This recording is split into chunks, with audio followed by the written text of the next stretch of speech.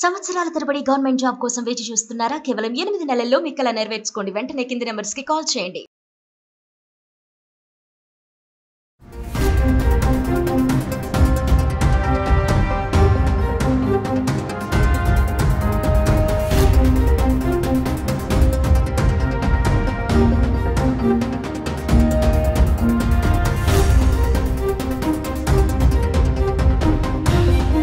నమస్తే, welcome back to Suman T. ప్రస్తుతం మనతో పాటు ఉన్నారు consumers affairs committee chairman Mandari Krishnareddy గారు. సార్తో మాట్లాడదాం. నమస్తే సార్. నమస్తే అమ్మా. సార్, మరి భారత్ పాక్ ఘర్షణ చూస్తున్నాం మనము, రోజు రోజుకి పెరుగుతూనే ఉంది. మరి ఇప్పుడు బ్లాక్అవుట్ అనేది విధిస్తున్నారు కదా, అసలు ఈ బ్లాక్అవుట్ అంటే ఏంటి, ఏ సందర్భాల్లో ఏ సమయాల్లో దీన్ని విధిస్తారు అంటే ఒకసారి దాని గురించి. బ్లాక్అవుట్ అనేది వేరే దేశం మన దేశం మీదకి యుద్ధానికి వచ్చినప్పుడు ప్రజల్ని యుద్ధానికి సన్నద్ధంగా చేసేటువంటి విషయాన్ని బ్లాక్అవుట్ అంటారు. అంటే అన్ని రకాలుగా సన్నద్ధం అయిపోవడం. అంటే శత్రు మూకలకి మన ఆనవాళ్లు చిక్కకుండా చేయడం అనేది మొట్టమొదటి దాంట్లో ఉండేటువంటి. అంటే లైటింగ్ ఎక్కడైతే కనబడుతుందో అక్కడ బాంబింగ్ జరిగే అవకాశాలు ఉంటాయి. చిమ్మ చీకట్లో వాడు ఏదో ఒకటి పెట్టుకొని వస్తారు. సహజంగా రెండు రకాలు ఉంటాయి యుద్ధం లోపల. ఒక ప్రదేశంలో నిలబడి ఒక మిసైల్ని రాకెట్ని పంపిస్తూ దాంట్లో మందుగుడు సామగ్రి అంతా ఉంటుంది, బాంబు అన్నట్టుగా. ఆ బాంబుని ఒక ఎయిమ్ లక్ష్యం చేసి పలానా దగ్గర పడాలిగా మన వాళ్ళు వాళ్ళకి సంబంధించినటువంటి ఎవరైతే మనకు ఈ రకమైనటువంటి అల్లరి ముక్కలు ఎవరు ఉన్నారో, లేకపోతే మన మీద చేస్తున్నటువంటి దాడులు చేసేటువంటి సంఘ విద్రోహ శక్తులు ఎవరుతున్నారో, వాళ్ళేమో విప్లవం అంటారు. అది విప్లవం కాకుండా మన దేశానికి చేసేటువంటి అరాచకం. కాబట్టి ఈ మిలిటెంట్స్ అందరినీ కూడా ఏరివేయడానికి మన వాళ్ళు ఖచ్చితంగా 9 ప్లేసులు పెట్టుకొని 9 ప్లేసులు కరెక్ట్ కొట్టేశారు. దాంట్లో 4 ఏమో పాకిస్తాన్లో ఉన్నాయి, 5 ఏమో పిఓకే పాక్ ఆక్రమిత కాశ్మీర్లో ఉన్నాయి. అంటే అక్కడికి వెళ్ళలే మన వాళ్ళు, మన బార్డర్లో ఉండే కొట్టేశారు. అక్కడికి అది వెళ్ళిపోతుంది, కొట్టించినప్పుడు అక్కడ పడిపోతుంది. అది దాన్ని ఎంత చేయాలో అంత నాశనం చేస్తుంది. అది అలా కాకుండా ఒక రాకెట్ని పంపిస్తారు. ఆ రాకెట్ వచ్చి ఎక్కడెక్కడైతే అవకాశం ఒక గుడ్డిగా వస్తుంది. అంటే ఖచ్చితమైనటువంటి నిక్కచ్చిగా చెప్పి దాన్ని పాయింట్అవుట్ చేసి ఆ బాంబును వదలడం కాదు. అక్కడికి వచ్చాక బాంబు వేసేస్తారు. అక్కడ ఉన్న పరిస్థితులను బట్టి, సిచ్యువేషన్ బట్టి బాంబులు వేస్తారు. ఈ బాంబింగ్ చేసేటప్పుడు ఏమవుతుందంటే ఎక్కడ లైటింగ్ ఉంటే అక్కడ వేసే ప్రయత్నం జరుగుతుంది. కాబట్టి లైటింగ్ అనేది లేకుండా మొత్తం టోటల్గా ఆపేయాలి. అంటే ఎలక్ట్రిసిటీ అంతా ఆపేసేయాలి, జనరేటర్స్ మొత్తం ఆపేసేయాలి, అలాగే ఇన్వర్టర్స్ ఏమైనా ఉంటే ఆపేసేయాలి.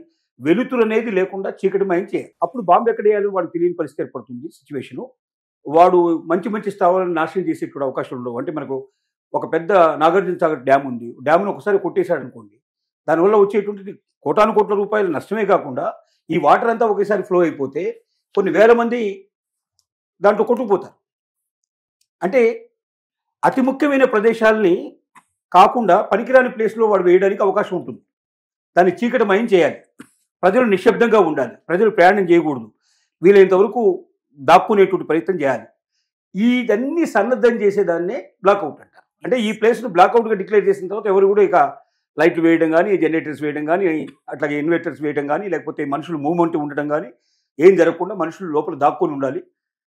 అట్లా యుద్ధానికి సన్నద్ధం చేసే విధానాన్ని బ్లాక్అవుట్ అంటారు. 1971 తర్వాత భారతదేశం లోపల ఒక్క ప్రదేశాన్ని కూడా బ్లాక్అవుట్గా ప్రకటించలేదు. అంటే యుద్ధమే లేదు మనకు. 71 తర్వాత యుద్ధం లేదు. పాకిస్తాన్తో మనకు యుద్ధం జరిగి ముగిసిన తర్వాత మన దేశం మీదకి వచ్చి ఇక్కడికి వచ్చి బాంబింగ్ చేసినటువంటి దేశం ఏది లేదు. కాబట్టి బ్లాక్అవుట్ ప్రకటించాల్సిన అవసరం లేకపోయింది. అంటే 71 అంటే అది ఒక 29 ఇయర్స్, ఇది ఒక 25 ఇయర్స్ చేసుకున్నాం. మీకు దాదాపుగా 29, 20, 54 సంవత్సరాల లోపల మనకు యుద్ధం అనేది లేకుండా మనం నిర్భీతిగా బతకగలిగాం. కానీ ఇప్పుడు ఏ క్షణంలో ఏం జరుగుతుందో తెలియదు. నిన్న రాత్రి హఠాత్తుగా జరిగిన సంఘటనకి మనం ఖచ్చితంగా అప్పటికప్పుడు దీన్ని ప్రకటించాల్సిన పరిస్థితి ఏర్పడింది. అలాంటి సిచ్యువేషన్స్ ఏర్పడ్డాయి. అంటే గతంలో ఎప్పుడు కూడా బ్లాక్అవుట్ అనేది విధించలేదు. అంటే తన అవసరం కూడా రాలేదు. 71లో విధించారు. 71లో తర్వాత మళ్ళీ లేదు. ఇదే ఫస్ట్ టైం. అంటే సార్, ఇప్పుడు అంటే ఈ టైంలో మన సిటిజన్స్ కి నార్మల్ గా వాళ్ళకి ఎలాంటి అలర్ట్ చేస్తూ ఉంటారు బ్లాక్అవుట్ అనగానే? ఇప్పుడు మొన్న మ్యాక్ డ్రిల్ చేశారు. 254 పట్టణాల్లో ప్లేసెస్ లోపల మ్యాక్ డ్రిల్ ఒకసారి చేశారు. ఆ మ్యాక్ డ్రిల్ సందర్భంగా చూపించారు మొత్తం మన వాళ్ళకి. టీవీలో చూపించారు, తర్వాత లోకల్గా కూడా చూపించారు. అక్కడ ఉన్నటువంటి మిలిటరీని ఎంటర్ చేశారు, లోకల్ పోలీసుని ఎంటర్ చేశారు, తర్వాత యూత్ని ఎంటర్ చేశారు, చాలామంది సివిలియన్స్ ఎంటర్ చేశారు. అందరిని ఎంటర్ చేసి మ్యాక్ డ్రిల్ టైంలో చూపించారు ఎలా మీరు ప్రవర్తించాలి, బ్లాక్అవుట్ ఎట్లా చేయాలి అనే దానికి ప్రత్యేకంగా చూపించారు. అంటే మనుషులు మనం సన్నద్ధం చేయడానికి ప్రదర్శనలు చేసి చూపించడం ప్రాక్టికల్గా ఏం జరుగుతుంది అక్కడ. ఒకవేళ నిజంగా బాంబు పడినట్టయితే గాయాలు బాధన పడ్డ వాళ్ళని ఏ రకంగా మనం సేవ్ చేయాలి, హాస్పిటల్కి వాళ్ళు ఎలా పంపించాల్సిన పరిస్థితి ఉంటుంది, మనం ఎమర్జెన్సీ లోపల ఎలాగ అంబులెన్స్ పిలిపించుకోవాల్సి ఉంటుంది. వీటన్నిటిని వాళ్ళు ప్రాక్టికల్గా చేసి చూపించారు. ఇది ప్రాక్టికల్ సిస్టమ్ అన్నట్టు. అంటే దానికి ఒక లెంతీ ప్రోగ్రామ్ ఉంటుంది. ఆ ప్రోగ్రామ్ ప్రకారంగా దాంట్లో ఎవరెవరి పాత్ర ఏమిటి, ఎలా చేయాలి, మనం ఏ రకంగా జాగ్రత్త తీసుకోవాలి, వీలైనంత వరకు మన ప్రాణాలను మనం కాపాడుకోవడం కాకుండా ఇతరుల ప్రాణాలను కూడా మనం ఎలా కాపాడాలి, చిన్నపిల్లల్ని ఏ రకంగా సేవ్ చేసుకోవాలి, ముసలి వాళ్ళని ఎలా సేవ్ చేసుకోవాలి, ఇదంతా కూడా దాంట్లో ఒక పార్ట్ కింద ఉంటుంది. సో బ్లాక్ అవుట్ అనేది వచ్చింది అంటే దాంట్లో జనజీవన స్తంభన పూర్తిగా స్తంభించిపోతుంది కంప్లీట్గా.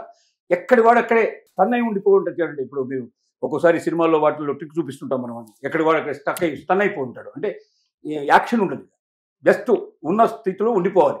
ఆ రకం ఒక రకమైన పద్ధతిలో ఉంటూ శత్రువుకి మన యొక్క ఆనవాళ్ళు చిక్కకుండా, శత్రువు మనల్ని దెబ్బ కొట్టకుండా, మనల్ని మనం రక్షించుకుంటూ మన పరిసరాలను కూడా రక్షించుకోవడానికి ప్రయత్నం చేయడమే బ్లాక్అవుట్. అంటే ఇది ఎన్ని రోజులు విధిస్తారు సార్ బ్లాక్అవుట్ అనేది? బ్లాక్అవుట్ జనరల్ గా ఒక నైట్లే ఎక్కువ ఉంటాయి. మొత్తం డే అంతా మొత్తం బ్లాక్అవుట్ ఉండదు, ఒక నైట్లే ఉంటాయి. ఎందుకంటే నైట్ టైంలోనే వీళ్ళు మూవ్మెంట్కి వస్తారు.